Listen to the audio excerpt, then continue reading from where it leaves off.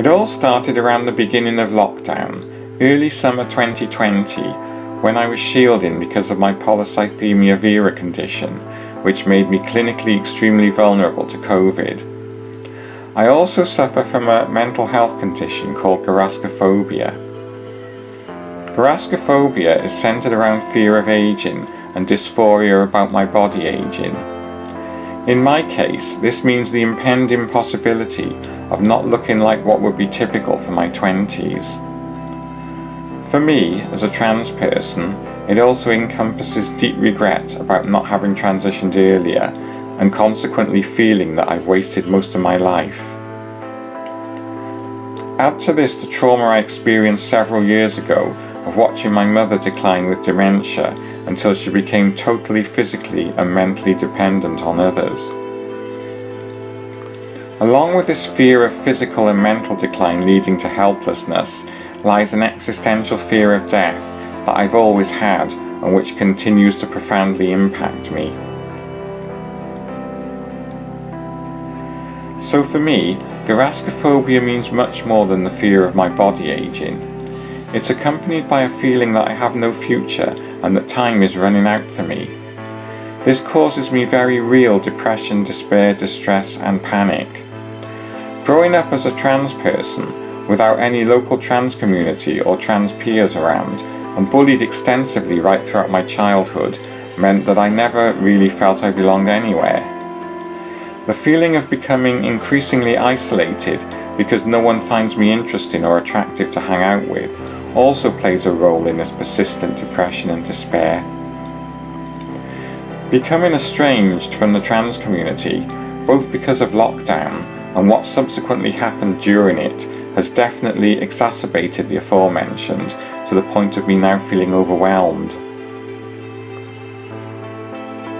I say it started in early summer 2020, but there is a backstory to this going back around a year before in 2019, when there was a split in the South Wales trans community.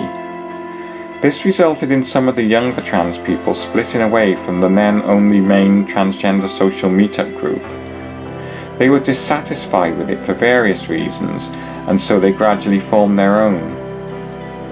This caused some friction between the two groups, especially online, as some of the people in their 20s and 30s didn't want to hang out with the group I belonged to.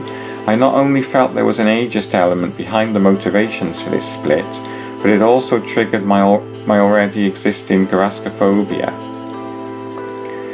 During the friction that occurred online, I ended up getting involved in a Facebook row, which led to me unfriending and blocking two people, one of whom I was previously quite friendly with. This becomes very important later.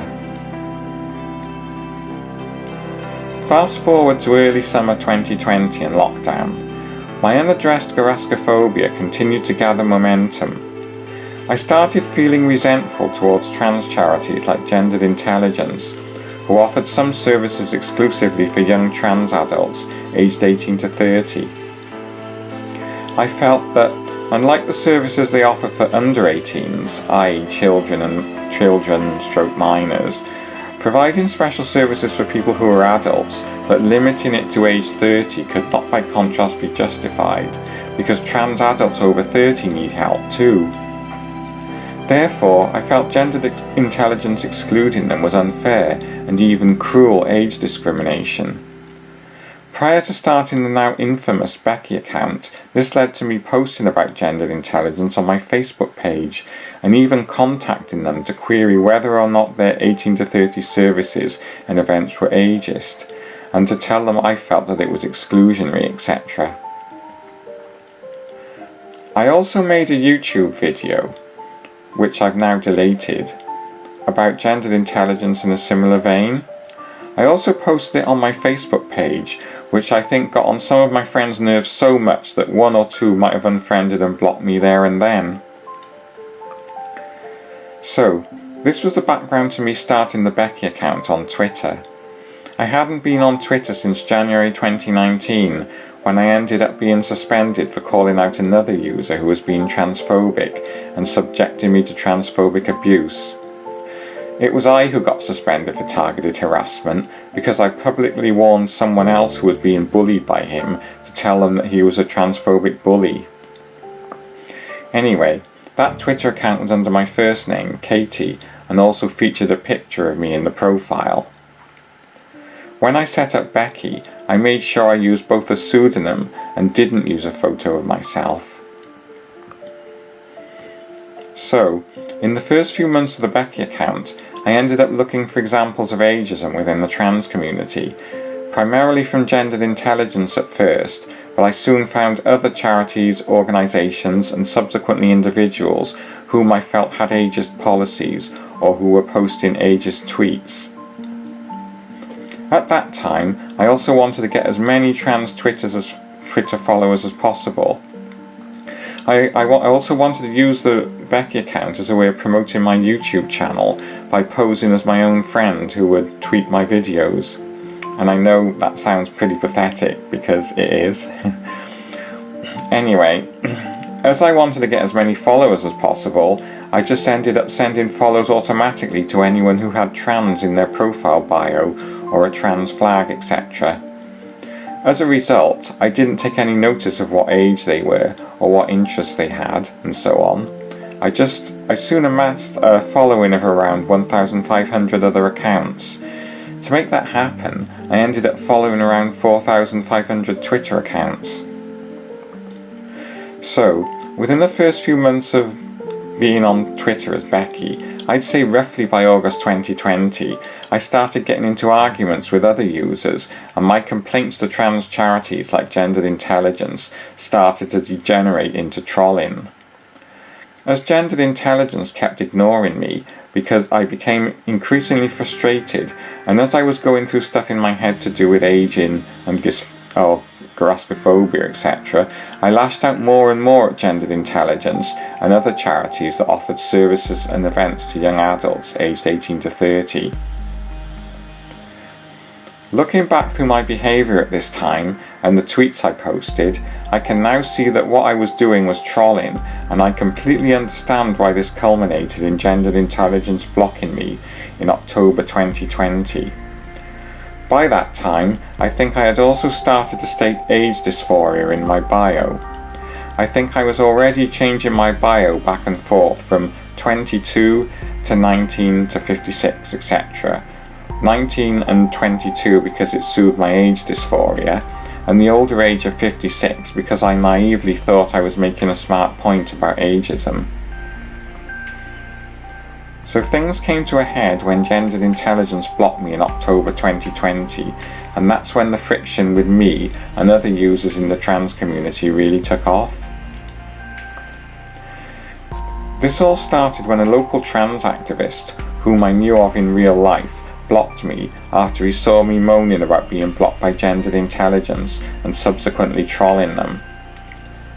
I felt really upset and angry that he'd blocked me, so I circumvented his block, took a screenshot and tweeted how much I was upset about all of this.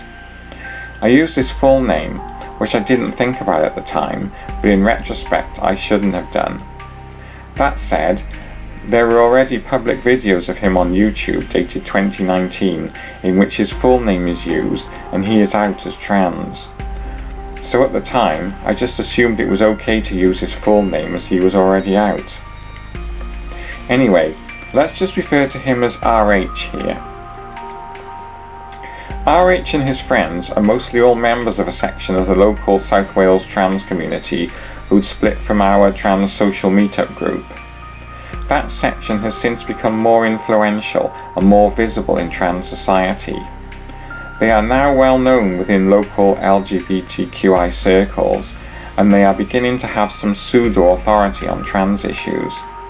As a result of this, they are always sought out for comment by local and occasionally national media whenever trans issues are discussed on mainstream media.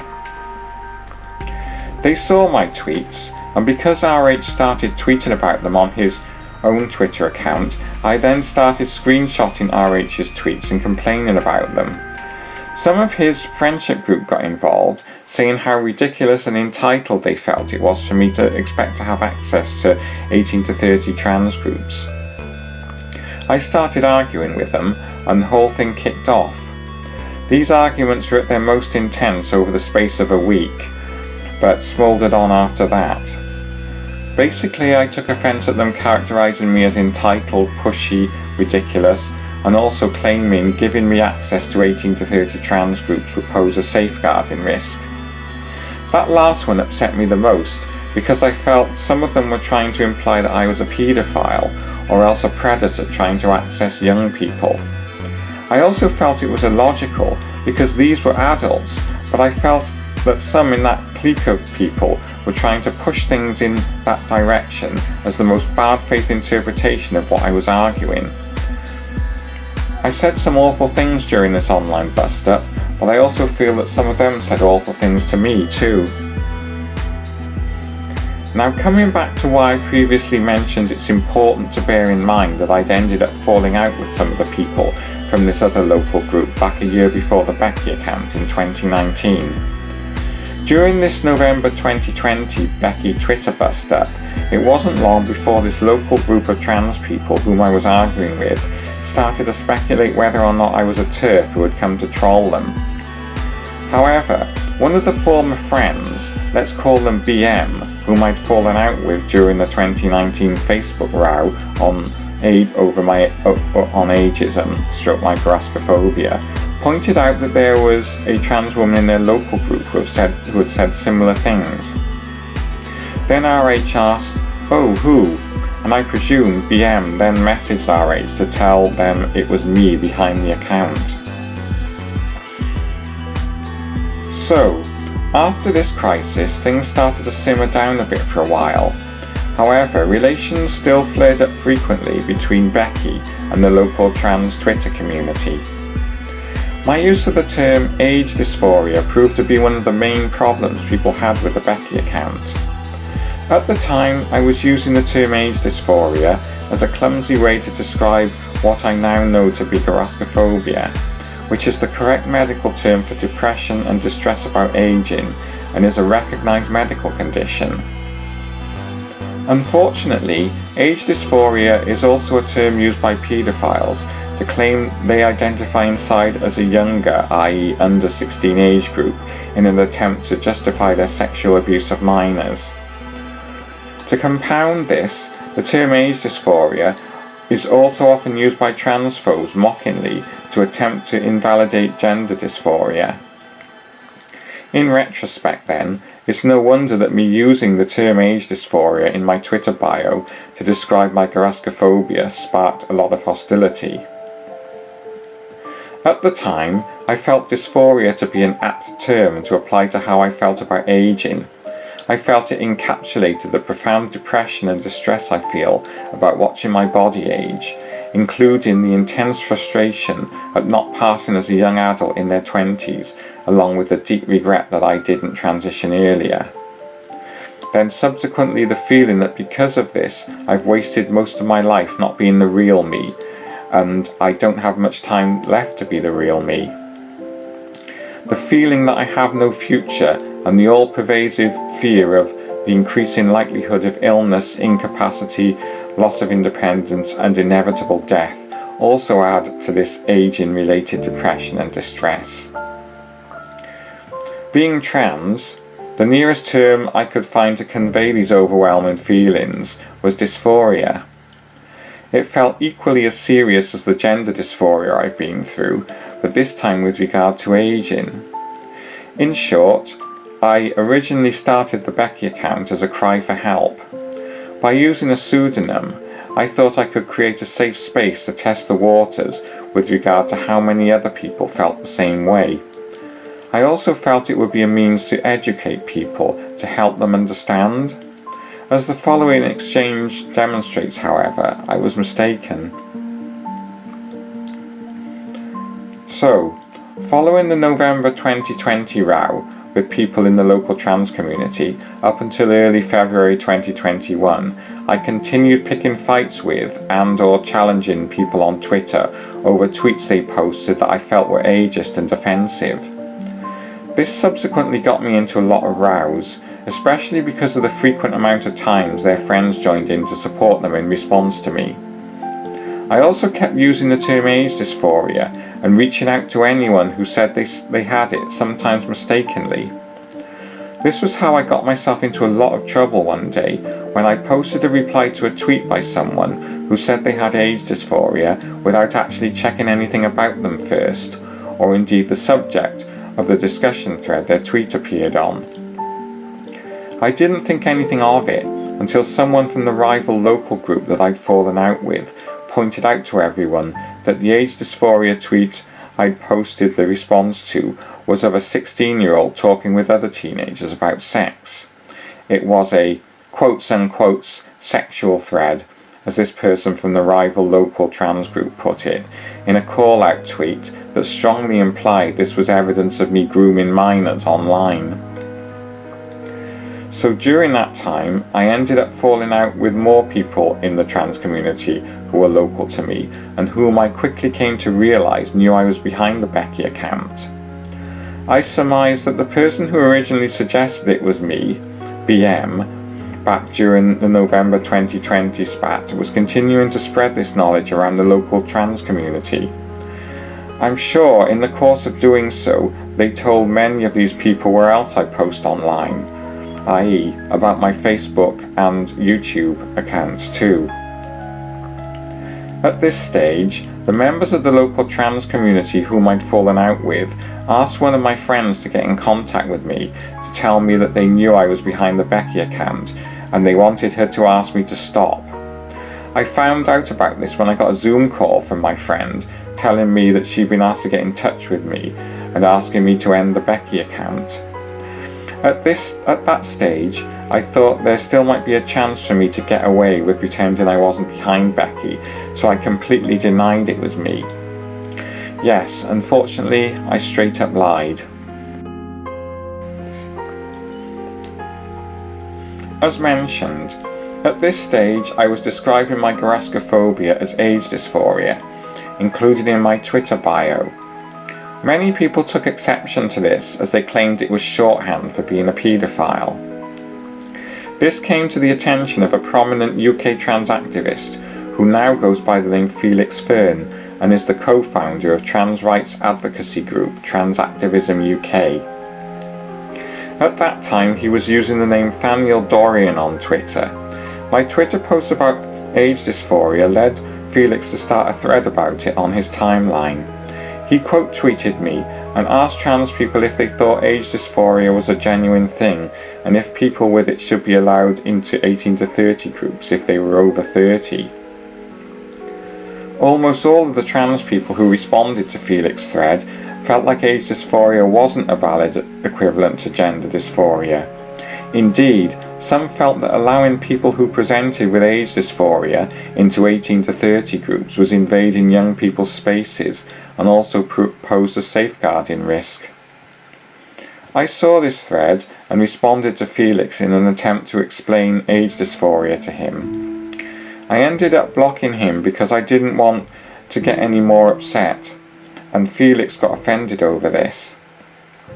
As well as Felix falsely claiming that I felt it was unfair that people over 30 weren't allowed access to trans groups for minors as opposed to 18 to 30-year-old adults, Felix also falsely claimed, similarly completely unevidenced, that I believed in the concept of trans ethnicity, as in the case of Rachel Dolezal.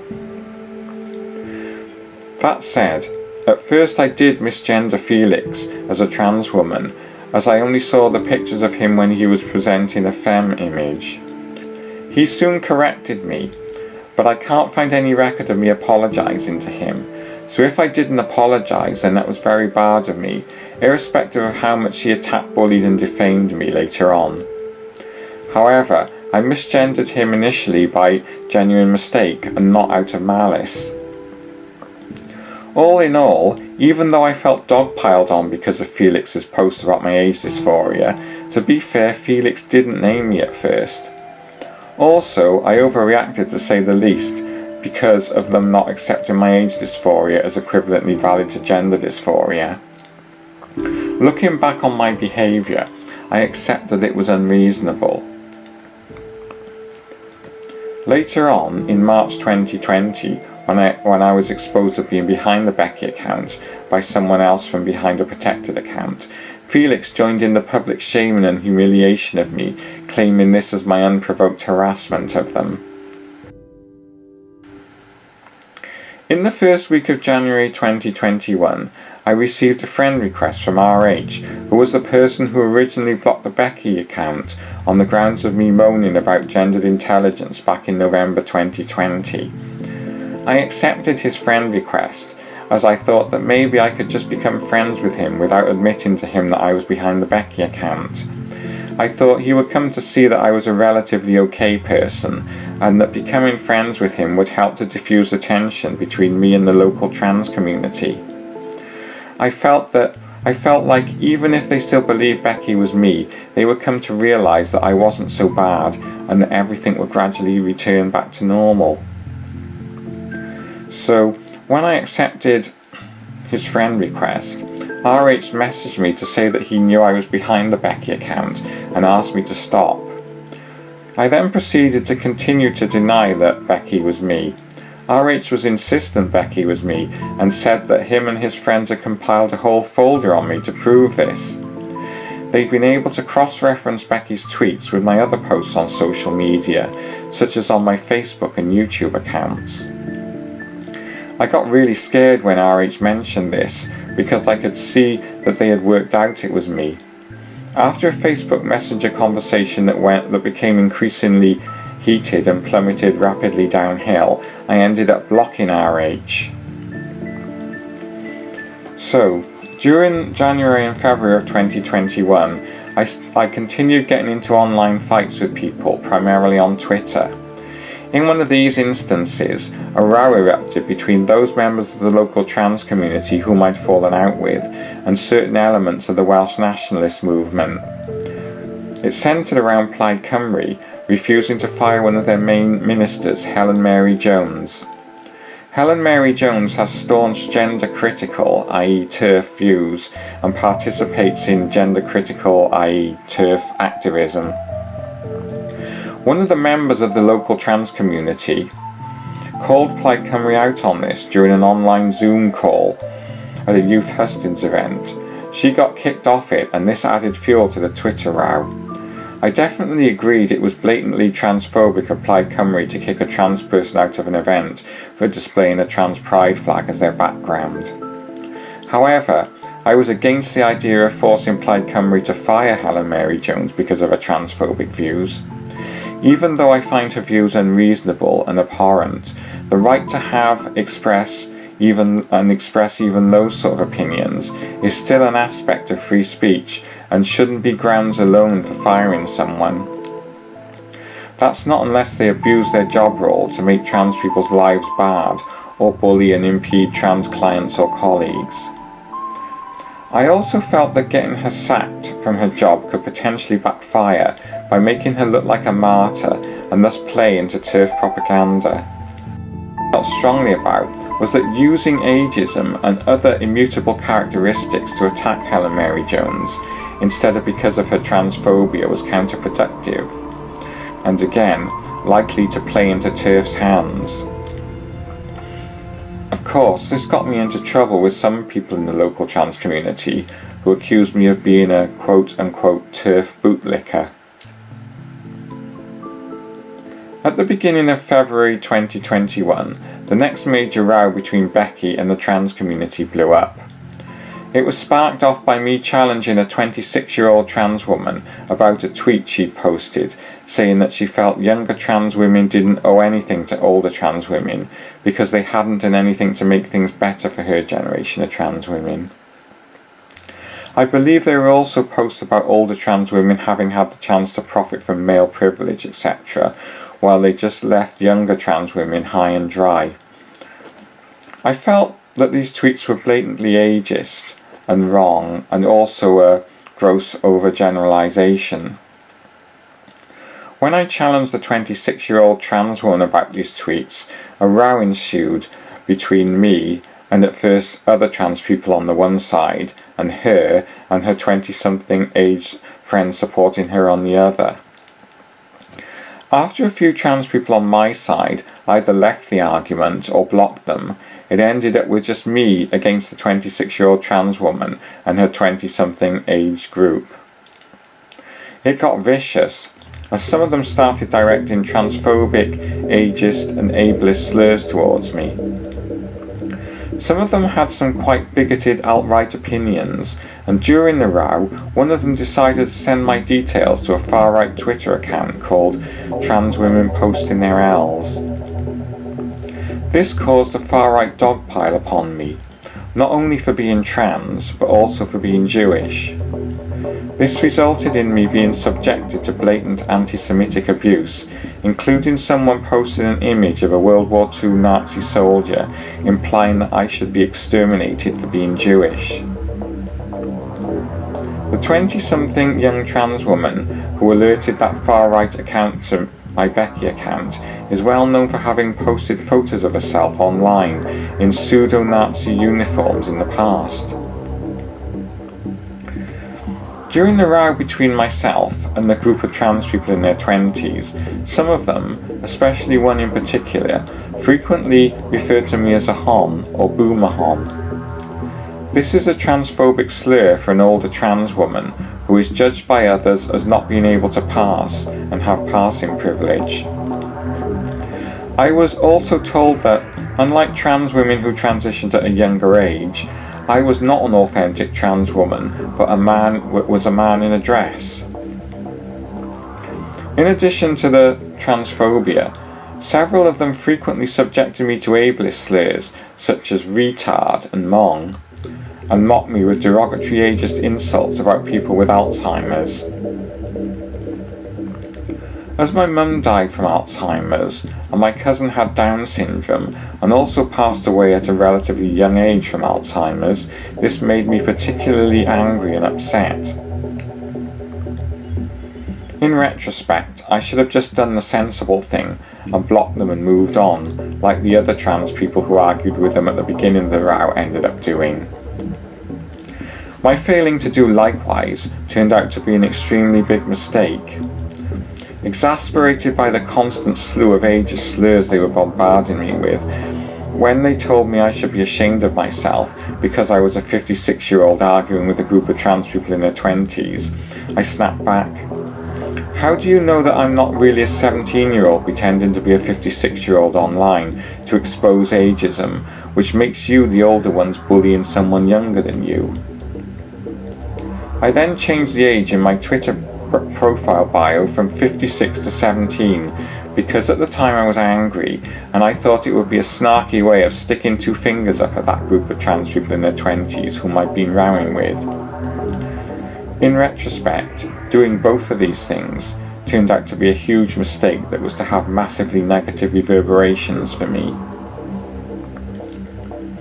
The 26-year-old trans woman who posted the ageist tweets that I originally objected to then tweeted, quote unquote, "Me and my friends are being harassed by a 56-year-old paedophile who is pretending to be a 17-year-old trans girl."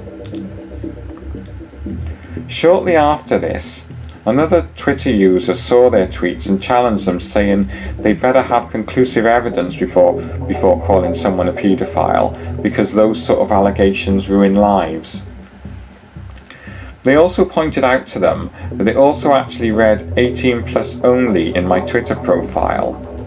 And moreover, I had on numerous occasions clearly stated that my age dysphoria meant fear and distress about aging and being a late transitioner, that it was my opposition to their ageist tweets that sparked off my interaction with them, not sexually predatory intent. Besides, none of them were children, they were all adults. It was clear that my age dysphoria was motivated by a desire to be a young adult in my early 20s, and none of this was evidence of me being a paedophile. In fact, I'd spoken out against paedophilia several times via the Becky account. The crucial turning point that blew up this incident into huge proportions happened when a fairly prominent online trans influencer called Alex Gwin then intervened. Alex has a Twitter account with over 4,000 followers and a YouTube account with over 20,000 subscribers, and is well connected in the online trans community. Alex homed in on the tweet by the 26-year-old trans woman, in which she claimed her and her friends were being harassed by me, whom they described as a 56-year-old paedophile pretending to be a 17-year-old trans girl. Alex jumped in to white knight, take their side and champion them against me. Alex started off by posting tweets on their own timeline, mocking Becky for having age dysphoria, grascophobia, and saying it was unacceptable that I was pretending to be 17 online. I saw their tweets and responded to them. Then we got into an argument. Then they posted what turned into a several hundred tweets long Twitter thread about the Becky account.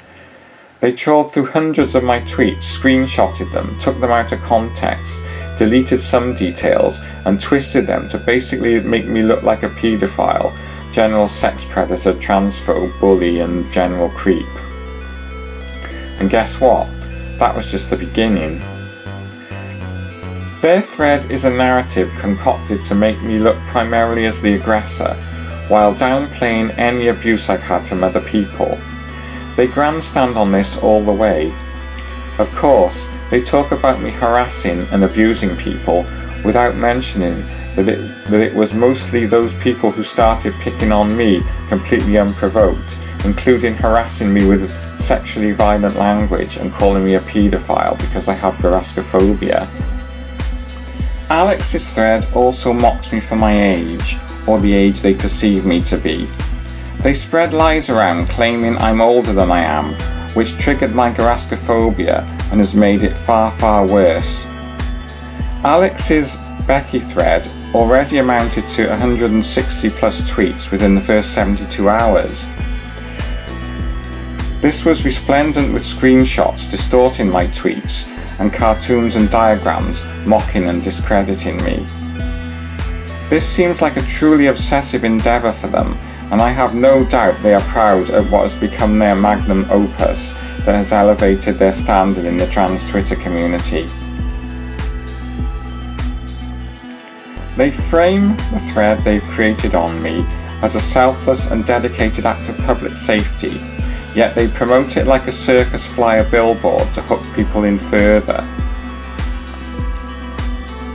Despite their claims to the contrary, Alex heavily implied I'm a paedophile, but was careful to slyly issue a disclaimer, presumably to guard against me suing them for libel, by maintaining they weren't outright calling me a paedophile, but, however, they may as well have been, and I believe they knew exactly what they were doing.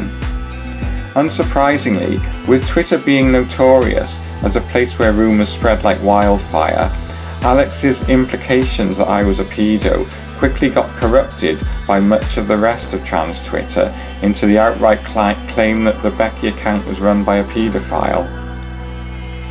As soon as this started to happen, it came to the notice of the local trans community clique who knew I was behind the Becky account, and so they informed Alex that I was behind Becky. I know this because several times Alex sinisterly let me know that they knew quote unquote where else I post on social media. So basically the local clique of trans people who knew I was Becky exchanged information about me with Alex. Even after I closed the Becky account, Alex continued to target me on my new Applecore Katie account, which is under my real identity with my real name and photo. They deliberately circumvented a block I put on them to do this. They even joined in to mock and criticise me, reposting a screenshot of one of my Applecore Katie tweets and calling me quote unquote incredibly stupid, as they blamed me for a turf dog pile that I was being subjected to at the time. Incidentally, When I initially blocked them months before because I couldn't stand how they still kept on circumventing their own block on me to monitor my account to make disdainful snarky comments about my tweets, they posted an enraged tweet about me, blocking them back too. So, Alex's now famous Becky thread caused hundreds of people to unfollow the Becky account, with many of them citing that it was because Becky was a paedophile. Despite what Alex claims, they definitely were implying Becky, and by extension I, was a paedophile. These are the main allegations Alex made against me, and here's what really happened in contrast to the distorted spin they put on these incidents. 1. Pretended to be a minor, is 56. 2. Harassed multiple trans organisations. 3. Harassed numerous trans people. 4. Wants access into 18 to 30 spaces. 5. Shared people's not safe for work photos without their consent. 6. Attempted to talk to a minor, 16, in a sexual thread. 7. Misgendered trans people. I've addressed 1, 2, 3, 4 and 6 previously, so I will concentrate on explaining Alex's allegations of 5. Shared people's not safe for work photos without their consent, and 7. Misgendered trans people. So, 5. Shared people's not safe for work photos without their consent. So, one of the main allegations against me by Alex and others is that I posted revenge porn. What really happened was that I was investigating the Twitter timeline of one of the group of young trans people in their 20s who were bullying me and calling me a paedophile, when I discovered that they posted a video of themselves on Twitter exposing their genitals for all to see, including children. I then took a screenshot of this from the video, blanked out this person's exposed genitals and reposted it on my own Twitter timeline. This was to illustrate how hypocritical it was of them to make sex pest allegations against me when they were publicly exposing themselves online by flashing around their private parts where anyone, including minors, could see them.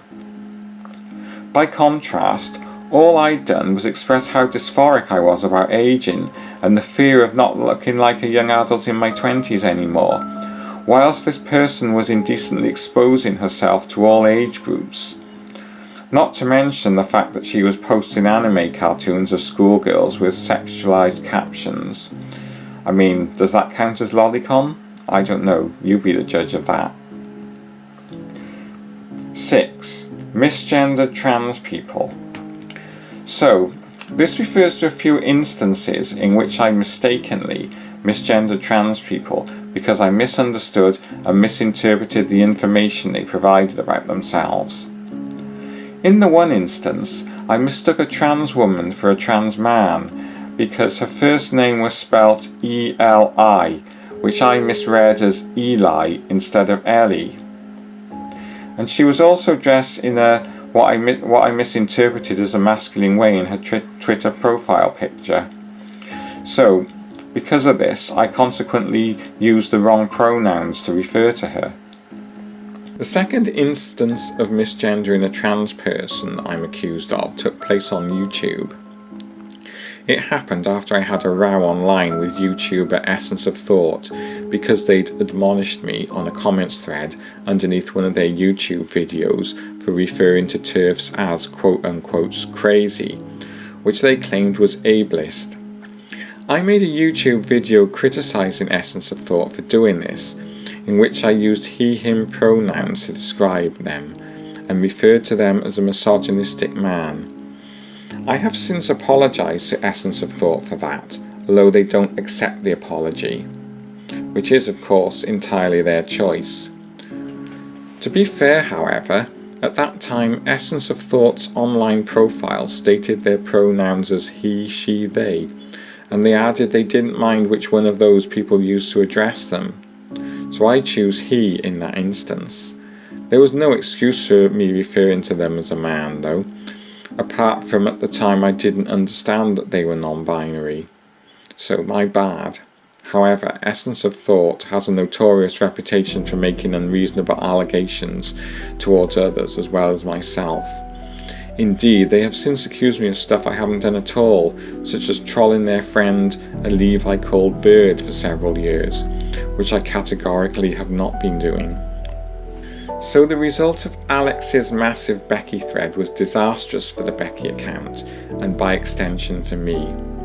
Becky had around 1,500 followers before Alex's thread ripped the account apart, and immediately following this lost around 500 followers. After reading Alex's thread, many people concluded that the Becky account was run by a paedophile and told anyone who was following it to unfollow and block it. At this stage, things reached a crescendo and got very intense. I knew that people were exchanging information about me as being behind the Becky account, and inside I was looking for a way out. I knew there wasn't much longer that I could go on denying that Becky was me, because the fact that I was behind the account had been spread so far and wide across trans Twitter. In an attempt to find out how many people were being told Becky was me, I decided to set up another sock puppet account to run simultaneously with a Becky account. I called this new sock puppet account Darius Day. The plan was that I would use Darius to win the trust of the people whom I suspected were privately exchanging information about me with others. I thought that by manufacturing an online Twitter row between Darius and Becky, people would take note and start messaging Darius about Becky, and I'd find out exactly what was being said about me privately and by whom. As Darius, I got as far as communicating via direct messages with some of the people whom I suspected were exchanging information about me from behind my back, but they never actually revealed to me who Becky was. That said, when Darius asked RH who Becky was, he referred to her as a nonce, but didn't disclose her real identity to Darius. In the end, they worked out Darius was really Becky, so that put an end to my attempt to find out how many people knew I was the real person behind Becky. Even though I was more and more on the defensive as Becky at this stage, and I was desperately looking for a way out, I was still searching on Twitter for other people who may also suffer from garaskophobia, or age dysphoria as I was still calling it back then. The next disastrous thing that happened to kill the Becky account came from another Twitter user, Franklin, at Sharty the Clown. Franklin is local to the South Wales trans community and already knew it was me behind Becky. They looked through whom Becky was following on Twitter in an attempt to present this as evidence of Becky being a paedophile grooming children online. When I started the Becky account back in the summer of 2020, my aim was to get as many followers in the trans community as possible. Therefore, I literally spent the first few months following accounts at random, selecting them because they had a trans pride flag against their name or followed a prominent trans account. I would, for instance, go to Juno Dawson's followers and just follow one of her followers after another without even reading their Twitter profile bios. This was to get me into a lot of trouble later because Franklin went through the 4,500 Twitter accounts I was following and unearthed a dozen who happened to be under the age of 18. They then started to use this to claim I was a paedophile, along with the fact I like anime and was posting a lot of anime gifs. They claimed I was into lolicon, which I'm not. They also found that some of the 4,500 adults I followed were into lolicon and claimed some were paedophiles. It got to the stage where Franklin was tweeting that they were convinced I was a paedophile because of this. They also tweeted out a warning to any young Welsh trans people to keep away from me. They didn't use my real name during this time, even though they knew Becky was me, but I knew they knew I was behind the Becky account. Franklin and one of their other local friends also claimed to know my real age and started taunting me because of it.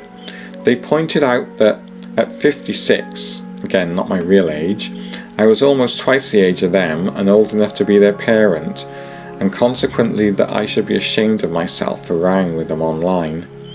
They are both in their late 20s, early 30s. When they did this, in particular, telling me to act my age, it really triggered my gyraskophobia.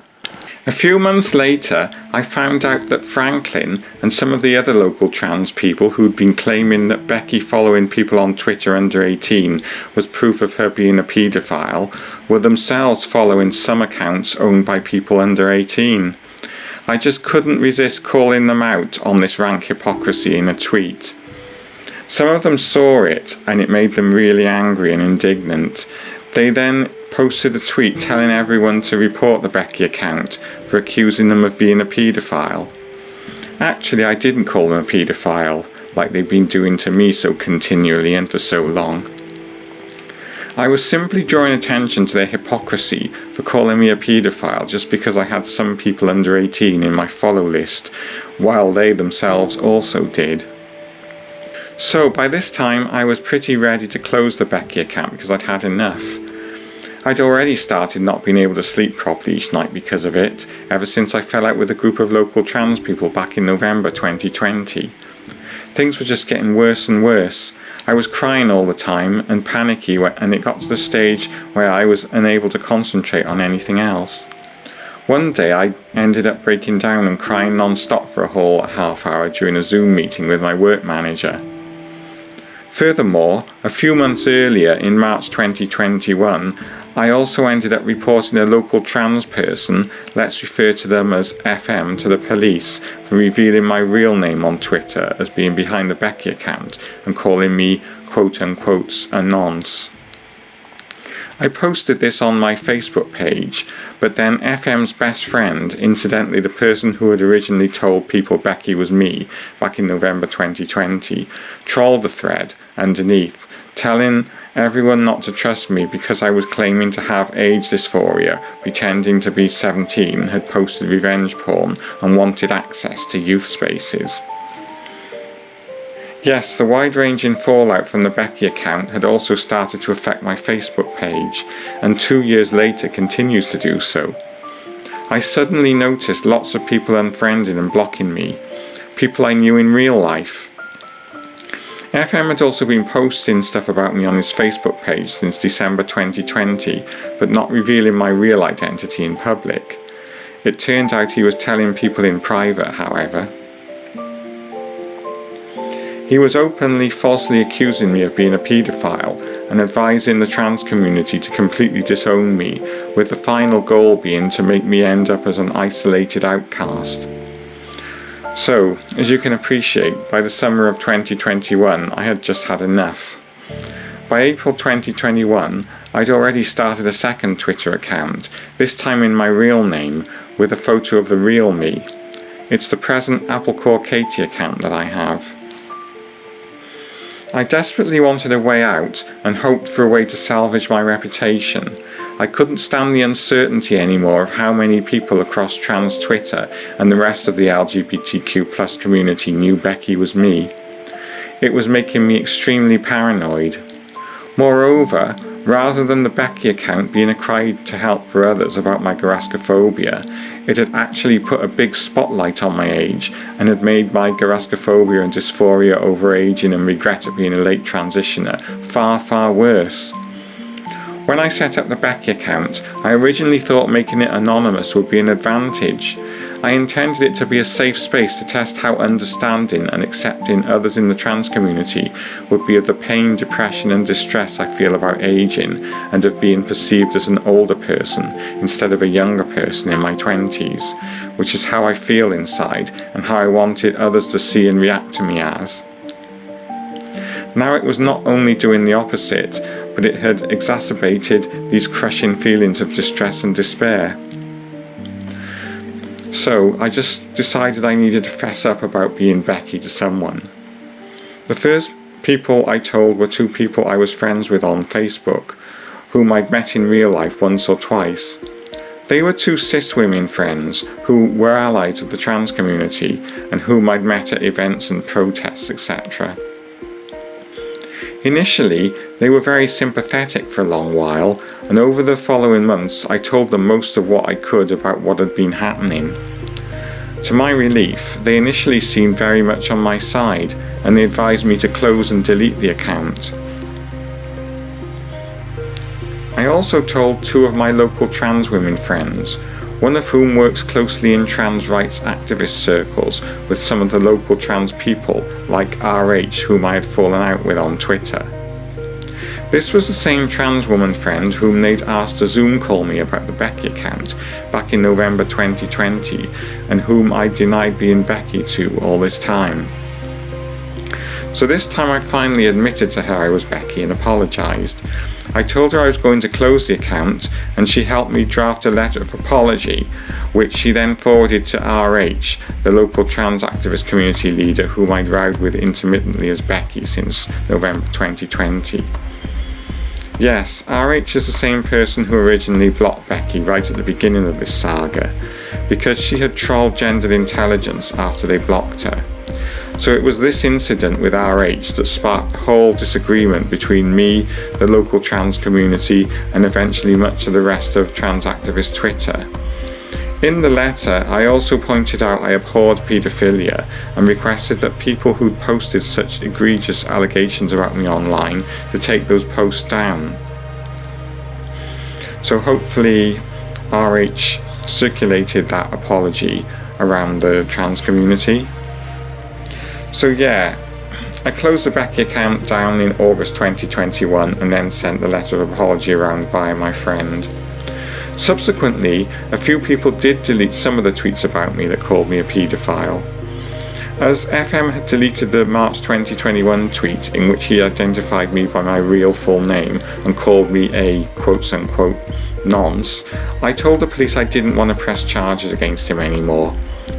He'd still left up his tweets fully identifying me by my full real name as Becky, in which he'd accused me of conducting a hate campaign against young trans people, but I decided to take no action over those because I felt at least he'd had the decency to delete the nonce allegation he made against me. So from August 2021 until March 2022, I had no interaction whatsoever with the people who knew I was Becky and whom I'd had conflict with because of it. I started to gather more followers as my real self on my Apple Core Katie account. I was even getting a lot of likes on some of my tweets every now and again, a lot for me being in the region of several thousand likes once in a while. By March 2022, I had around 3,100 followers. I hoped that things were on the mend. However, during that time I still felt rather paranoid and unsettled, wondering if the people who knew I was Becky were still talking behind my back and telling people not to follow, retweet or like my tweets. Indeed, what backed up my suspicions was that I had a few weird experiences with other users. There were times where prominent trans activist Twitter accounts such as Meryl Lynx and Katie Montgomery retweeted my tweets only to curiously delete their retweets of me soon after. Many of these prominent trans activist accounts were very close to the people whom I'd come into conflict with over Becky and who knew I was behind the Becky account. I also suspected that some prominent trans Twitter accounts were ghosting me and giving me the cold shoulder. I found it strange that when other accounts got as many likes and retweets as I did, the larger prominent trans activist Twitter accounts noticed them and retweeted them, making them even more viral and bringing those accounts even more followers. Because of stuff like that, a lot of the time I felt I'd been sent to Coventry. Whether or not my suspicions of being ghosted by larger trans accounts had any foundation, and if true, why this was, and what had been said about me to them via private messages and through whom continued to play on my mind a lot. Also fueling my suspicions were several strange instances of blatant hostility towards me from other trans accounts whom I'd never even had any interaction with before. One day, completely out of the blue, one trans woman sent me a DM telling me she was very unhappy that I'd sent her a follow and told me to unfollow her. She didn't really explain why. Months later, she finally claimed it was because I was friends with trans sticker activist N3KO, but I can't help thinking there was more to it than that. It also turned out she happens to live local to me too. Another strange thing happened in September 2021 when I got dogpiled on with abusive replies from hundreds of TERFs in reaction to a Twitter poll I ran questioning the credibility of the Tory government's appointment of a virulent transphobe, Kemi Badenoch, to the position of Women and Equalities Minister. Instead of lending me support in the midst of a transphobic onslaught, one prominent trans activist Twitter account with around 9,000 followers, again whom I'd never even had any interaction with before, posted a tweet attacking me for questioning the legitimacy of the UK's first black female Women and Equalities Minister, angrily declaring I need to question my own effing judgment. Even stranger, this person was a white left-wing radical, not an indignant Tory jumping to the defence of another Tory. With regard to the same poll I tweeted about Kemi Badenoch, Alex Gwin, at Fold Up Toys, who had made the several hundred tweets long Becky thread about me, and who had already been told by local trans people that I was behind Becky, screenshotted my poll tweet to label me incredibly stupid for posting a poll tweet that they considered would so obviously be dogpiled on by TERFs. This was even though I blocked Alex months before precisely because they had switched from attacking me on the Becky account to making snide remarks about tweets I posted on my Applecore Katie account. They were also being a Class A hypocrite because one of the faults they'd highlighted regarding the Becky account was the habit Becky had of not respecting the blocks put in place by other accounts, but instead circumventing them to screenshot their tweets about her and comment on them. Now Alex was doing exactly the same thing to me, and I hadn't even tweeted about them. They had preached so much against that sort of thing. Worse still, at a time when I was being targeted for abuse and bullied by hundreds of TERFs, they were still picking on me. This upset me very much, and I felt a real sense of injustice over it. However, I continued to ignore Alex because I didn't want them to make things flare up again and start adding even more tweets to the Becky thread.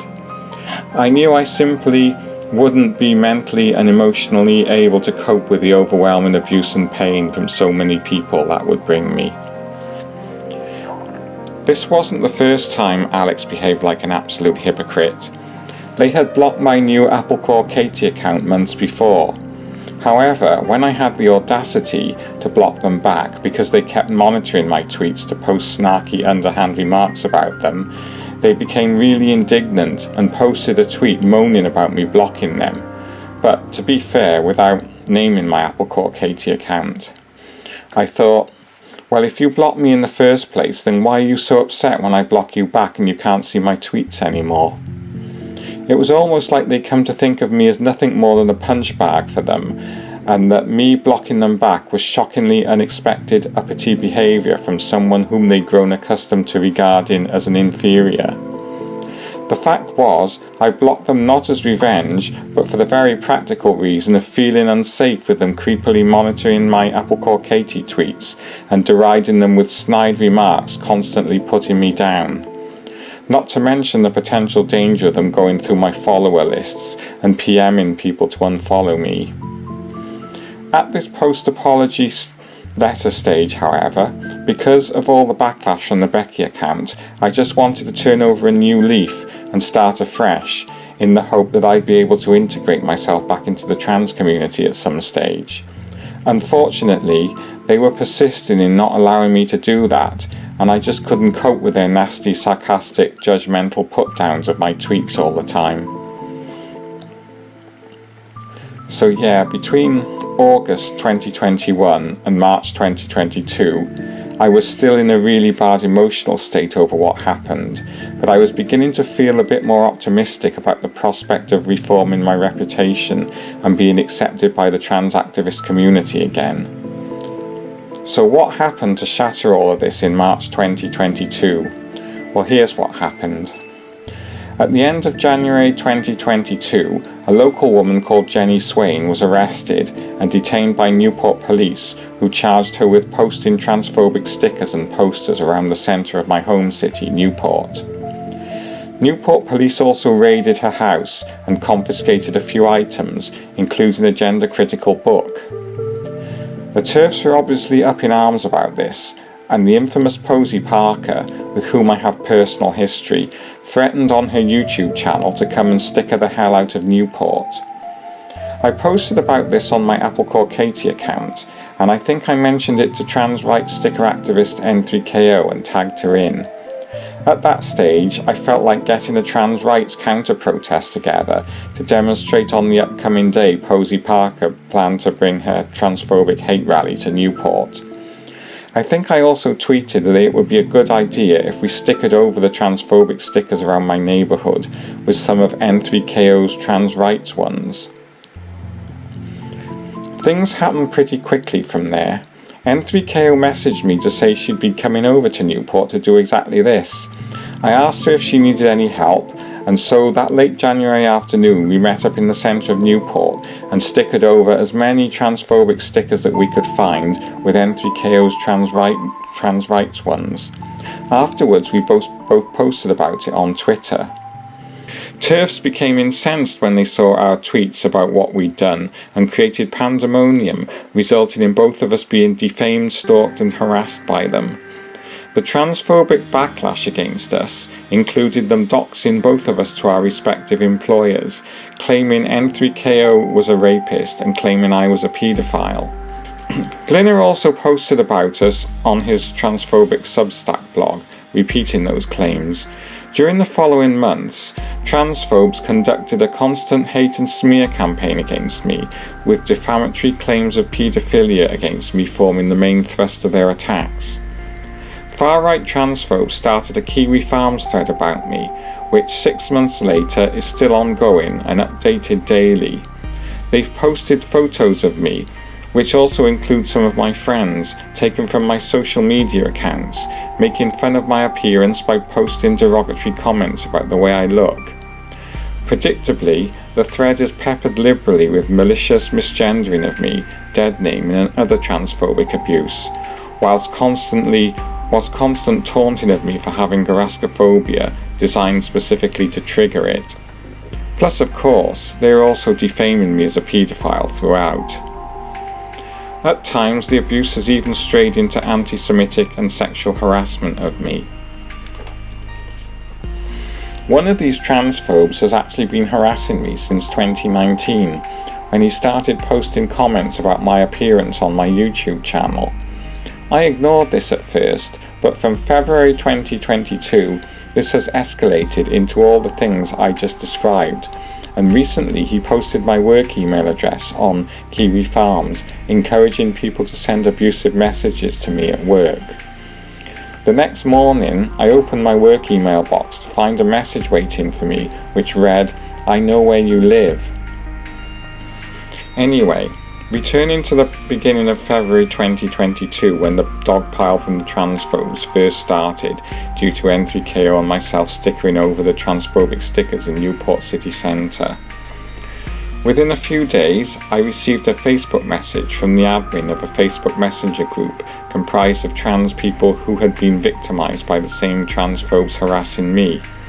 She informed me I'd been doxed back to my employers and then added me to this group.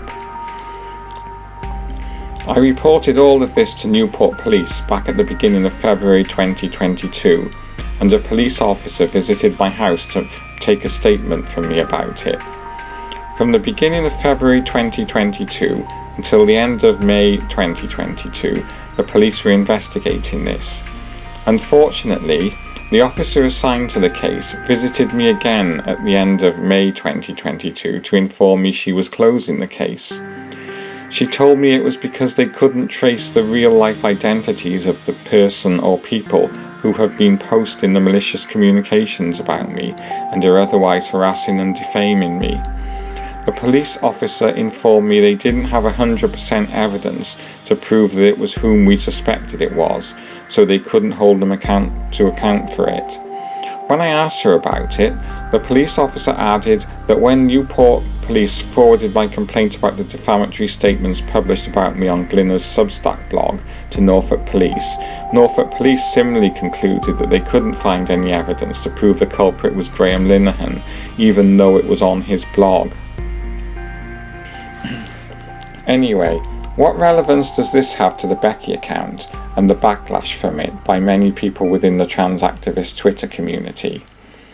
So, on the evening of 12th of March 2020, I was browsing my Applecore Katie Twitter account and I noticed that I was suddenly losing a lot of followers, way more than usual.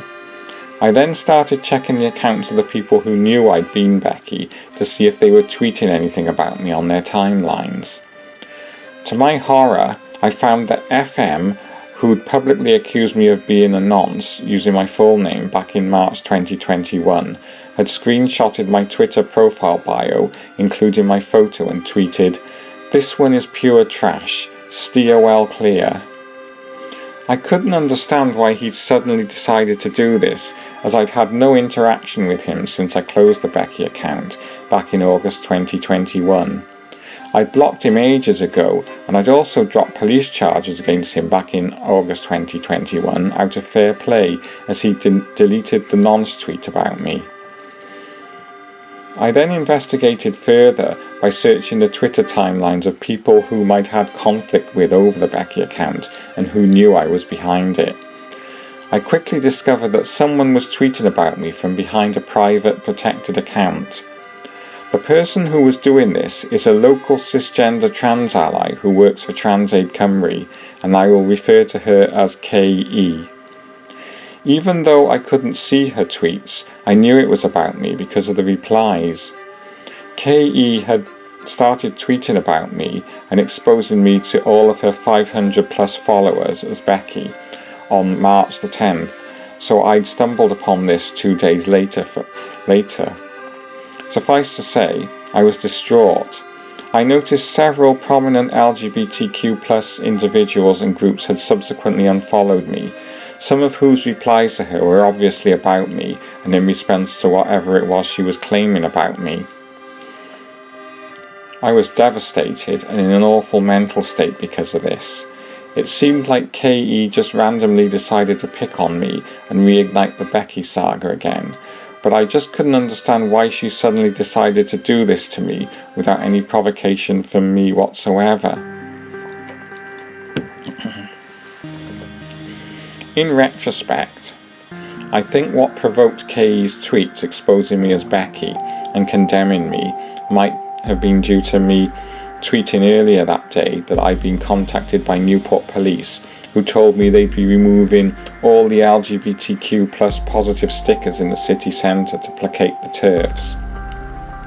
From some of the replies to her tweets about me, I got the impression I was being blamed for imperiling the Newport trans community by stickering over transphobic stickers with trans positive ones, because that stirred up a transphobic backlash. So in effect, despite me bearing the brunt of this, I was being scapegoated for it as well, and the effect that it was having on the local trans community. So, I decided I just needed to take the initiative and come clean to all of my followers by being fully transparent and admitting that it was true I was behind the Becky account, so that I was in a better position to counter any lies being posted about me. I also took the opportunity to admit fault and apologise to anyone I offended or hurt. I admitted that it was wrong of me to start the account and to end up trolling trans charities like Gendered Intelligence for taking unreasonable objection to their 18 to 30 groups and events for adults. I admitted that as Becky, I went around looking for fights with people whose tweets I felt were ageist towards older trans people. I also acknowledged that by using the term age dysphoria to describe my Garaskophobia, I'd made many people really suspicious about my motives, since that is a term also used by paedophiles to gain access to children and by transphobes to attempt to invalidate gender dysphoria. However, I then emphasised that while I was deeply sorry for the Becky account and the harm it caused, Many of the claims posted about me in relation to it were untrue and had caused me a lot of pain, depression, distress and hurt. I also pointed out that in many of the interactions I had with others on Twitter as Becky, it was more like 6 of one and half a dozen of the other when it came to abusive words exchanged. In most of the hostile interactions Becky had with others, she remained chiefly on the defensive. It was not simply a straightforward case of me abusing and harassing people without provocation, as Alex's thread largely claims. In many cases, other users responded aggressively to me when they were called out for what I perceived as ageist tweets, as did their friends when they joined in to dogpile, name-call and bully me in defense of their friends. However, many of the people whom I had and hadn't crossed swords with as Becky were having none of this and refused to accept my apologies and explanations as genuine.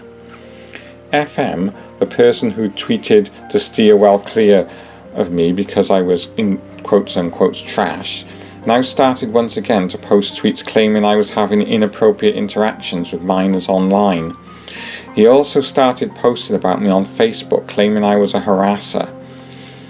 I also found out from friends how he'd been systematically trawling through my Facebook friends list and messaging any mutuals we had on Facebook telling them to unfollow me. A few of my Apple Core Katie followers read between the lines and rallied round me, however. Some of them DM'd the people who were claiming I was a harasser and abuser and were told by them that I was soliciting minors for sex online. This small group of my followers asked them to produce evidence of that. They were appalled when the screenshot evidence they were given was of the tweet in which I innocently posted a supportive reply to someone else who stated they had age dysphoria to tell them that I had it too and it was unbearable. As that was the most damning piece of evidence those claiming I was a sexual predator could produce, it obviously revealed how much they were reaching to prove this horrendous allegation against me. One of the most virulent proponents of this was FM, whom I'd reported to the police the year before in March 2021 for using my full real name, which obviously wasn't public on the Becky account, and calling me a nonce in the same tweet. As I've already mentioned, I dropped police charges against FM in August 2021 after he deleted that tweet when I closed the Becky account and my letter of apology for Becky had been circulated. I was willing to be fair and give him a chance back then. However, he was now not only doing the same thing again, but this time publicly accusing me of being a paedophile and identifying me by using my full name and photo. I screenshotted FM's latest set of tweets and emailed them to the police to add to the case against him. He also renewed his threats to confront me in real life. So when the police received the screenshots I sent to them and contacted me to ask me if I'd like them to visit him, to warn him to keep away from me and to delete his tweets about me, this time I agreed. So this time the police went and spoke to FM about this. For the record, FM still hasn't deleted his tweets about me, but I hope he got the message that I do not want him to ever approach me in real life.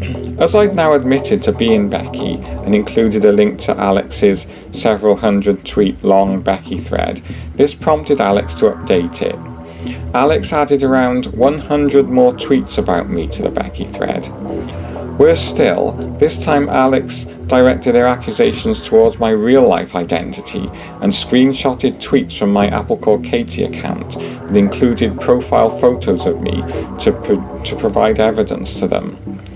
Predictably, Alex rejected my apology and explanations for Becky, using the opportunity to win yet more plaudits from his Twitter audience by tearing me apart once more. This included making a point of gratuitously crowing about what they think is my real age to add to their public shaming and humiliation of me. If Alex intended to sadistically trigger my garaskophobia by doing this, they have succeeded profoundly. At first, Alex, along with others, tried to suggest it was me who had reignited the Becky problems again. They attempted to frame the sudden emergence of the Becky issue as an unprovoked attack by me on the people they claimed I harassed and abused as Becky, claiming that all they ever wanted to do was to be left alone. However, I countered this by demonstrating that I'd done nothing to provoke this latest round of friction, as I'd not interacted or even tweeted about the Becky account since I closed it in August 2021. It wasn't until KE suddenly decided to reignite that friction once more by taking it upon herself to courageously expose me from behind the comfort of a protected Twitter account on March the 10th. And by the way, a few months after this, KE deleted her tweets about me just before she made her Twitter account public again, so if she genuinely had the courage of her convictions, she wouldn't have taken that precaution to avoid being sued for libel by me. Clearly KE and subsequently other people were the ones who brought up Becky again, not me. At the stage they elected to do this and make my life hell again, I was just trying to live in peace, rebuild and move on. The piece de resistance of Alex's updates to their Becky thread culminated in them inviting alleged victims of Becky to come forward anonymously and submit accusations against me, which Alex then published as updates to the Becky thread. Much of what was claimed in these anonymous statements about me was blatantly untrue. However, there was no comeback upon the people making them, as they did so with the advantage of the cloak of anonymity afforded to them by Alex. I find this sinister, but this trial by Twitter was nothing less than an outright witch hunt, with Alex as the self-appointed judge, jury and executioner. Other people who had crossed swords with Becky came forth to condemn me, including prominent trans activist Felix Fern. Felix posted a tweet mentioning that Applecore Katie had admitted that she was behind that god-awful account. On seeing this, I privately messaged Felix to tell him I was truly sorry for any offence and hurt I'd caused him. He replied telling me I needed to get off the internet and get a hobby. Felix then posted another tweet about me a few days later, possibly after reading the anonymous allegations against me on the Becky thread. He declared that I didn't deserve forgiveness, and also told the 150 or so of his followers who also followed me to reconsider following me. On the same evening, a tweet I posted about Posey Parker went sort of viral, and by that time had gathered around 700 likes and scores of retweets. A prominent trans activist Twitter account, Kirsty, 21,000 followers, retweeted it. Another prominent trans Twitter user, Dr. Phoenix C.S. Andrews, 10,000 followers, saw that Kirsty had retweeted me and commented underneath telling her she might want to reconsider retweeting Applecore Katie because she is, quotes unquotes, an unreformed harasser and abuser. Andrews then added that there are receipts and provided a link to Alex's Becky thread. Other large trans activist Twitter accounts like Mallory Moore put likes on Andrews' tweets. Due to such pressure, Kirsty then deleted her retweet of my tweet. Meantime, although I couldn't see their tweets about me, I could nevertheless tell from the replies to both KE's and RH's protected Twitter accounts that they were exerting their influence on local trans people who still followed and interacted with me to pressure them into disassociating themselves from me. Two such local trans people made public statements on their Twitter timelines to emphasise I wasn't their friend and had only ever been an accidental acquaintance. One of these people also swiftly unfriended me on Facebook, along with unfollowing and blocking me on Twitter. She then tweeted that we had only met twice in real life and emphasised I was an acquaintance of hers and not a friend. She added she had heard about the things that Katie has done, and irrespective of whether or not they are true, as a victim of abuse in the past, she just couldn't take the risk of being associated with me anymore. When I tweeted about Felix saying I wasn't deserving of mercy for the Becky account and advising his followers to unfollow me, He tweeted about me again, citing this as further evidence that my apology for the Becky account wasn't genuine. On the thread underneath Felix's tweet, one of his followers, a cis woman trans ally, let's call her SF, mockingly asked him if he knew what my real age was. SF revealed how she had stalked my Facebook profile to try and find out my age, but the date of birth I had put down would make me in my mid-20s, the same age as my kids, as she put it. Felix also mocked me for this in his reply, adding that he thought I was in my 50s, but he wasn't sure. I intervened on this thread to tell SF that despite anything I'd done as Becky, there was no excuse for her using it as an opportunity to mock me for my Garaskophobia, and by doing so end up triggering it. Furthermore, a stranger like her stalking my real-life Facebook bio was creepy behaviour. Of course, people on the thread use this as further ammunition to invalidate the distress and pain I endure because of my Garaskophobia. This was despite me pointing out to them that it's a medically recognised condition that has even resulted in sufferers taking their own lives. I encountered a similarly dismissive reaction and eventual betrayal from the two cis women whom up until then I thought were friends, and who were the first people I trusted to confide in about being behind the Becky account. As soon as one of them read Alex's Becky thread, they instantly believed everything in it and turned completely against me. This one supposed friend was extremely angry at me and attacked me viciously on our Facebook Messenger thread, which was between the three of us. She was particularly furious about me putting down different false ages in my Becky Twitter bio, such as 22, 19 and most infamously 17, even though I explained to her that I pretended to be 17 only briefly as a snarky comment against the ageist and ableist transphobic bullying I was encountering from a group of trans people in their 20s. Weirdly, like most other people who objected to me putting false ages on the Becky account bio, she completely believed that I was 57, even though that was a false age too. Tellingly, the idea of me being 57 was avidly seized upon as yet another stick to beat me with.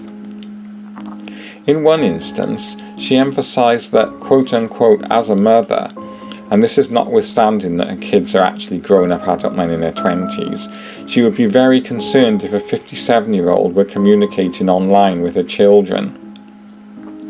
She kept on pointing out that I was pretending to be a minor all the time, even when I repeatedly explained to her that I only changed the age in my Twitter bio to 17 the one time for a very brief period to shame a group of people in their 20s who were bullying me. Yet she took no notice and kept attacking me because of this, after being brainwashed by Alex's Becky thread into believing it was evidence of predatory paedophilia on my part. She persisted with intimating this, despite me continually pointing out to her that apart from that one instance, during the rest of my time as Becky I was pretending to be either a 22-year-old or a 56-year-old adult, mostly. She kept on insisting that I was 57 over and over again. When I repeatedly warned her that doing so was triggering my Garaskophobia, she dismissed Garaskophobia, which is a recognised medical condition which can and does lead to suicide, as a load of quote-unquote crap. In the end, I blocked her. Then she blocked me, and I found out a few weeks later that her friend, who'd remained silent throughout all of this, had unfriended me on Facebook, so I blocked her too. So yeah, by May 2022 I was pretty much cancelled by the trans activist community, and likewise by many LGBTQ plus people and cis allies too. When transphobes call me a paedophile, which they had also been repeatedly doing at the same time all this was going on, even though it's still hurtful and distressing, the LGBTQ plus community and their cis allies are not likely to believe it. However, when prominent trans and LGBTQ plus accounts and organisations with large followings call me a paedophile, or even imply it, that almost gets believed without challenge. That's because this time it comes from trusted sources, within the trans and LGBTQ plus establishment. By contrast to such high-profile influencers, I'm a nobody, and my word counts for nothing. A similar thing happened at the end of May 2022, when I realised one of the people who repeatedly retweeted Alex's Becky thread tweets about me from behind a block also belonged to the same Facebook trans activist messenger group as me.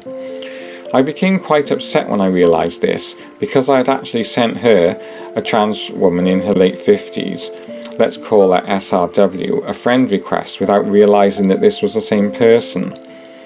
I posted a message on the group to say I'd blocked one of the members without naming her because she was one of the people responsible for tweeting lies about me in relation to the Becky account. Initially, the admin was sympathetic to me and excluded her, even though I asked her to not exclude her from the group. However, a few days later, the admin messaged me again, saying she'd heard SRW's side of the story. SRW told the admin that I have age dysphoria, that I pretend I'm younger than I actually am, and that I don't reveal my real age when talking to young people on social media. She added she believed me to be a very troubled individual who could be harmful to the trans community.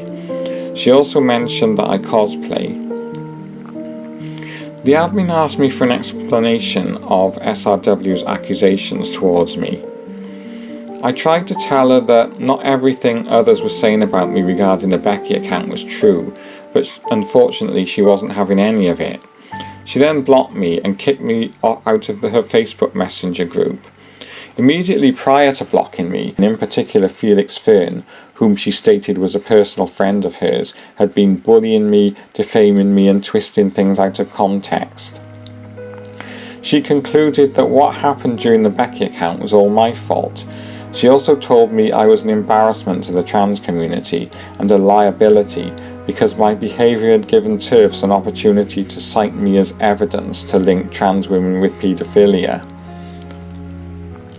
She also didn't approve of my cosplaying. She accused me of not dressing and looking what she thought my age was, saying this was ridiculous and that I was an embarrassment to the trans community because I gave a bad image of us. She repeatedly demanded to know my age, but when I wouldn't tell her, apart from confirming I am over 18, she accused me of lying to her. She finished off by intimating that with regard to the accusations against me, there's no smoke without fire. Finally, she added in a very patronising, sarcastic, ableist way that I needed to quote-unquote get help seriously. She then blocked me and kicked me out of the group. So this was the Facebook Messenger group that the admin had originally added me to back in February 2022, when the workplace doxing, defamation and harassment campaign from the transphobes started up against me. The admin was the person who first approached me and sent me a message alerting me to the fact I'd been doxed to my workplace because she'd seen the same person who did it boasting about it on Getter. The group she added me to was comprised of around 8 or 9 trans people who had been targeted by transphobes. It was a place for mutual support and exchange of information about the culprits, about who the culprits might be and what they were up to. To add injury to injury, half an hour later there was a knock at my door and it was the police officer investigating my case against the transphobes who were harassing and defaming me as a paedophile. She visited to inform me she was closing the case as they were unable to prove who had been posting the abusive social media posts about me and who was contacting my workplace and sending me threatening emails. The police officer said they couldn't even get conclusive evidence to verify the identity of the person or people who created the articles published about me on the Glinner Substack blog either, despite it stating that it was co-written by Graham Linehan and RIP X4 Nutmeg. At that point, I felt utterly abandoned, and it caused a real downturn in my mental and physical health. This, and also the fact that I couldn't sleep at night because of it, has led me to contact my GP, who has now agreed to prescribe me, for the first time in my life, anti-anxiety meds. The things that were being said about me in relation to the Becky account were also being picked up by the transphobes who were still targeting me. This is borne out by the fact that in the Kiwi Farms thread on me, they repeatedly mention the Becky thread and what people in the trans community have been claiming about me. The logic is that if even my own side are claiming I'm a sleazy sex predator who is dangerous to children and young people, then there must be some truth in it. So I've been subjected to a smear campaign from both sides. Normally this amount of transphobic harassment towards an individual in the trans community would most probably be highlighted by prominent trans activists as an example of how bad the transphobic lobby can be. However, because my reputation has now been trashed so much within the trans community, it's simply ignored because no prominent popular trans activist wants to be associated with me. So, the next bad thing happened a few weeks later, after one of my trans friends sent me an invite to the Facebook page of a new trans group that had started in my local area. I joined and got accepted as a member, and I was really excited about it because it's Newport's first ever trans group. There was a post asking everyone to introduce themselves, so I posted a comment on there introducing myself, etc. I posted likes on other people's introductions, and I received a few likes on mine in return. I didn't notice anything untoward until the next week, when I wanted a post in the group to ask if anyone was going to the local Pride Walk that weekend. I couldn't find the group again at all, and I only discovered I was locked out of it when I eventually found it by searching on my Facebook activity log and clicked on the group's name but couldn't get in. I messaged the friend who sent me the original invite, but she told me she could still get in. I asked for the name of the admin so I could contact them to ask them why I couldn't get into the group. When I messaged the admin, they told me I had been removed from the group due to complaints about me from some of its members. I replied that I couldn't understand what I'd done to offend anyone, as the only time I posted on the group's Facebook page was to introduce myself, share my pronouns, hobbies and interests, and tell them my favourite name for a pet, as the introductory post asked every other member to do. I added that I didn't even know most of the other people in the group, and the few people that I did know I was already Facebook friends with. The admin replied that my removal from the group was due to several incidents they'd been aware of that I'd previously been involved in, as well as a history of attacking trans organisations. They recommended that if I wanted any further information about this to contact TransAid Cymru, with whom I could discuss my ban from the group in further detail. I hadn't realised the group was part of TransAid Cymru. If I'd known beforehand, I wouldn't have accepted the invite, because the leaders of TransAid Cymru were among the people on Twitter and elsewhere online whom I'd come into conflict with when I had the Becky account, and who had been bullying and defaming me over the past 2 years. Anyway, as advised, I messaged TransAid Cymru, and sure enough, they said there had been several complaints about my behaviour on a now deleted Twitter account, i.e. Becky. They added that these complaints ranged from me sharing people's nudes without their permission, publicly sharing a closeted trans person's full name, and criticising trans-run organisations for having age limits. I was then told that due to this behaviour, several community members had made it clear they do not feel safe around or in groups with me. They concluded that TransAid Cymru's decision to ban me from the Newport trans group won't be reconsidered, as, they claimed, I have continued to post tweets targeting members of the community. The accusations of sharing people's nudes and history of attacking trans organisations I've already covered. The accusation of me publicly sharing a closeted trans person's full name refers to me tweeting RH has blocked me back in November 2020, which was the spark for everything that's happened since. Truth is, I didn't know RH was a closeted trans person at the time, since the year before in 2019 he was already making public speeches identifying himself as trans, which were videoed and published on YouTube under titles containing his full name. Even by then, he was already being publicly celebrated as a prominent Welsh trans activist in that year's 2020 Pink List, published in the Wales Online.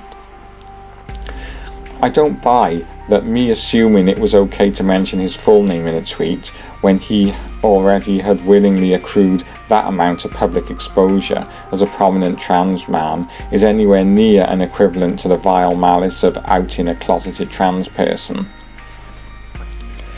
The claim I was still posting tweets about members of the community probably refers to me sharing screenshots online of the replies from the admin of the new trans group, albeit blanking out their name after they barred me from joining it.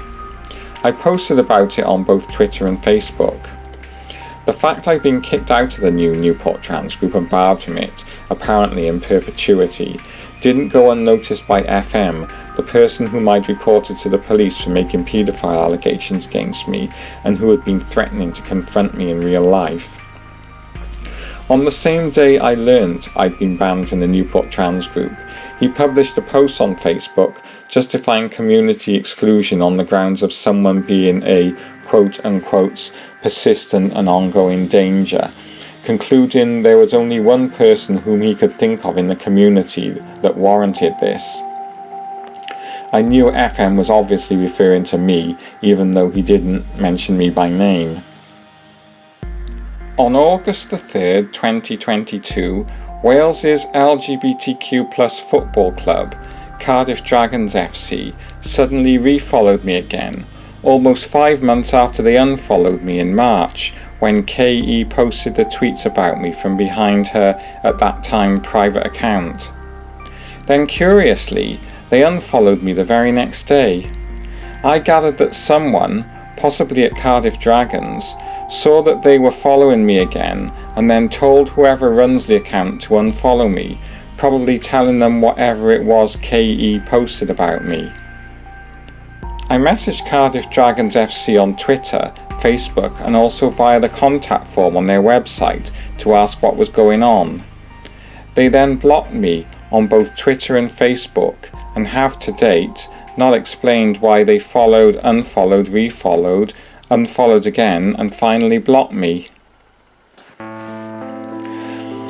So, that's the Becky story and its aftermath so far. I fear I will be adding to this woeful tale soon, and regularly so.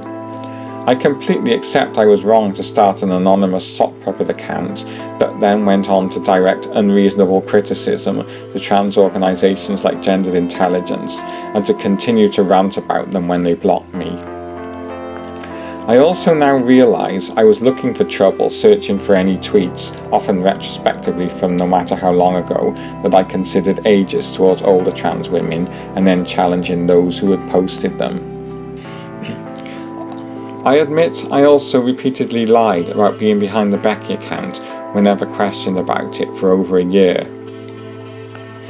It's been months now since I finally fully publicly owned up to being behind the Becky account, recognised how unreasonably and badly I had behaved, and repeatedly apologised for the negative impact it had on others. Yet people are still claiming my apology isn't genuine and that I have not taken full responsibility for it. However, I will not accept responsibility and apologise for many of the false allegations directed towards me that I am not actually guilty of, and which are in many cases the result of spin by bad faith actors, cynically concocted by twisting my tweets out of context, and are often outright made up by others purely in the interest of furthering any malicious and sadistic intent they may have towards me. I do not accept that I simply went around abusing and harassing young trans people without provocation. Most, if not all of the incidents I became embroiled in resulted from me criticising someone else's tweets, typically for perceived ageism, and then ended up in an argument with them, and often their friends who joined in on their side to defend them. Yes, insults were hurled and cruel, hurtful, unreasonable things were said, but in all instances on both sides. Indeed, very often, and most notably in the case of the large row with a group of trans people in their 20s which sparked Alex's Becky thread, I was typically more restrained than many of the people insulting me. In many cases, my biggest failing was not to block them and move on. Instead, I continued to argue with them and taunt them back, which gave scope for them and others to frame me as harassing them. Most definitely one thing I'm absolutely not is a paedophile, and I feel the way that all too many people have tried to imply that, or in some cases even outright claim that I am, is both shameful and terrifying.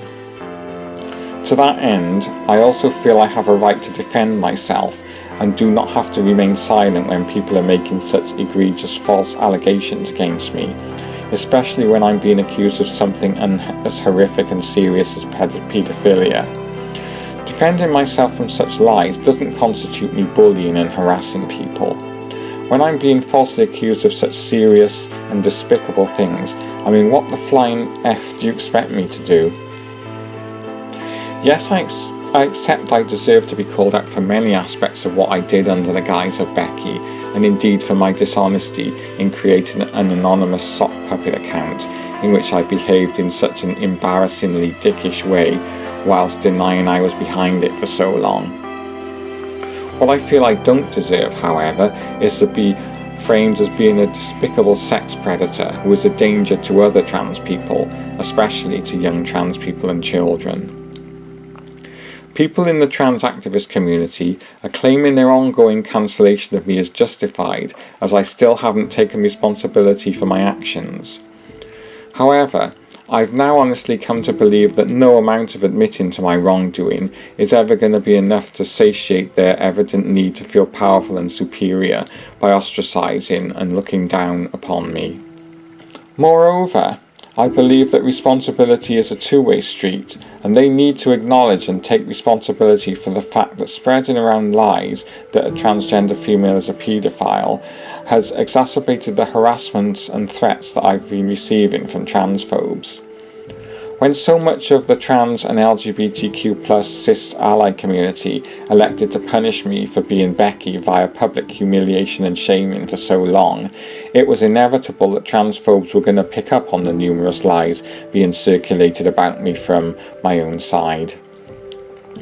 This has put me and also my trans friends, whom they have now also targeted, in very real danger of attack from transphobic vigilantes.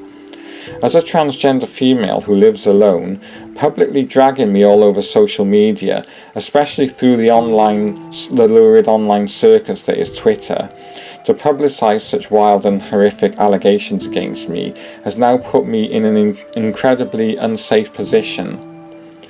The withdrawal of support and help for me from the trans community in challenging the intense transphobic abuse and harassment I'm being subjected to may also have been a factor in the police's and LGBTQ+ media's disinterest in helping me bring its perpetrators to account.